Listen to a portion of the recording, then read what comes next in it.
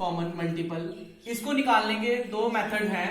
पहला मेथड जो है वो है प्राइम फैक्टराइजेशन मेथड, जो आपने एचसीएफ में डिस्कस किया।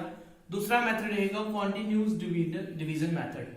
पहले हम प्राइम फैक्टराइजेशन की बात कर लें। अगर हम ये कोई 3 नंबर ले लें 36, 60 एंड 72, ये हमने 3 नंबर ले लिए। इसका हमने प्राइम फैक्टराइजेशन मेथड से कैसे निकालना है वो मैं आपको भी बताऊंगा। प्लीज इसे ध्यान से देखिएगा। 36,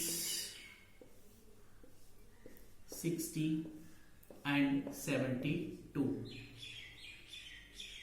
इसे हम अलग अलग करके करेंगे। सबसे पहले हम 36 देखेंगे, ये 2 के टेबल में आता है। 2 18 जा 36, फिर 18 भी हमने देखा कि 2 के टेबल में आता है, तो 2 9 जा 18। फिर 9 को देखेंगे, 3 3 जा 9। जब यहां पे 1 आ गया तब हमने इसको छोड़ देना है। उसके बाद हमने 60 की तरफ मूव ऑन करना है, तो यहां पे ये आ जाएगा 30, फिर यहां 2 15 जा, फिर यहां पे 3, ये आ जाएगा 5 से करेंगे, तो जब ये 1 आ जाएगा तब हम इसको छोड़ देंगे।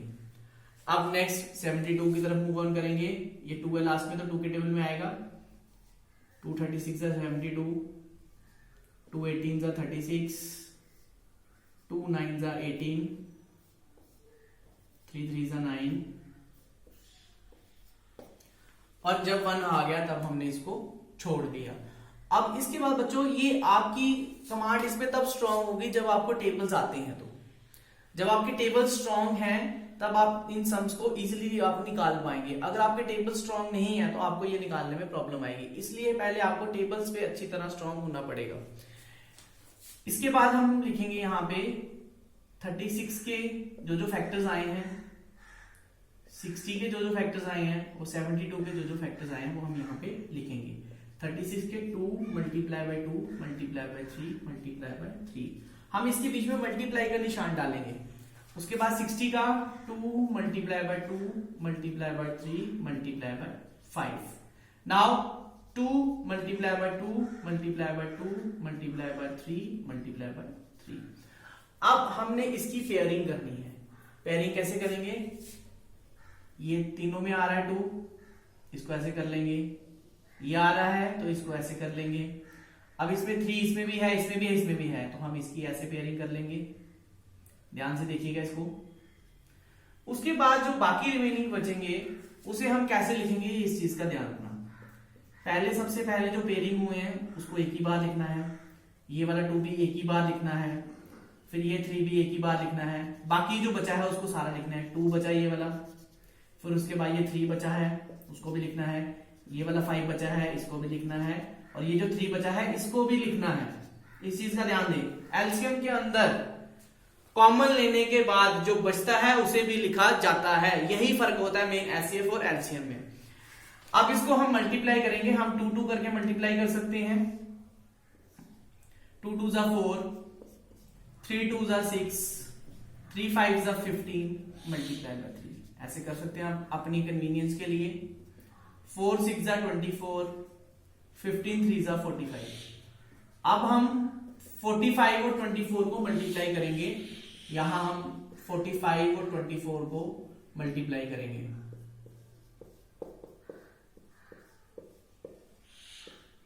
तो ये हमारा एलसीएम आ गया 1080। ये आपका पहला इसमें ये जो मेथड है प्राइम फैक्टराइजेशन मेथड, इसको आपने सबसे पहले अलग अलग करके इसको निकाला।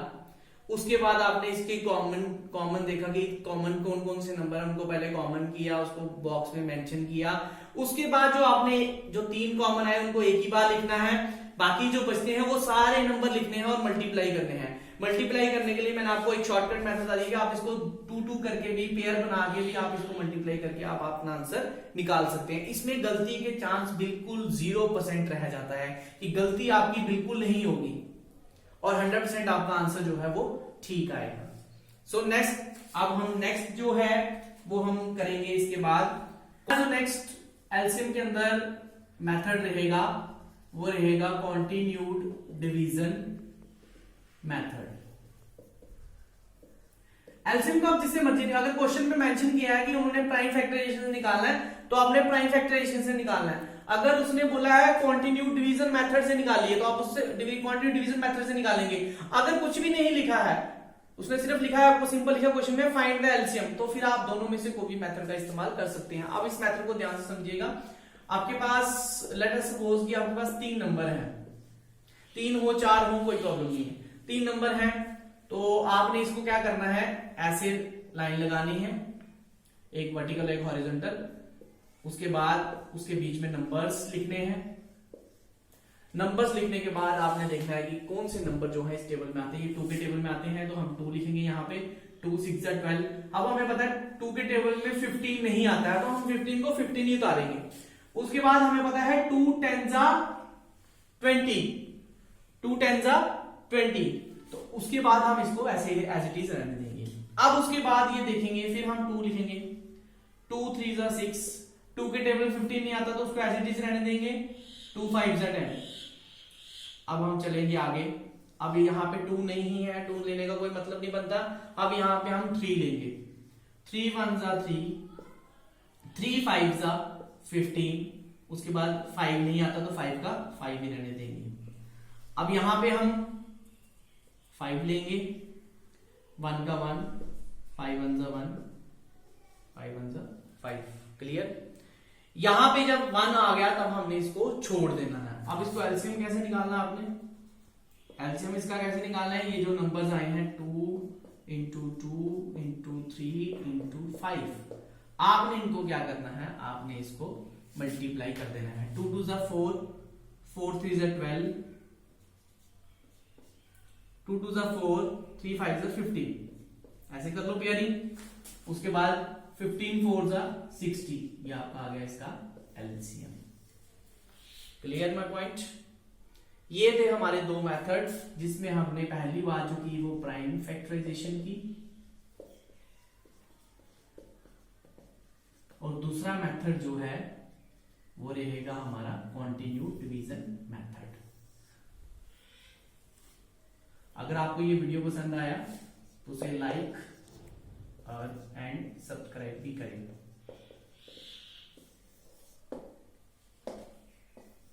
Thanks for watching the video.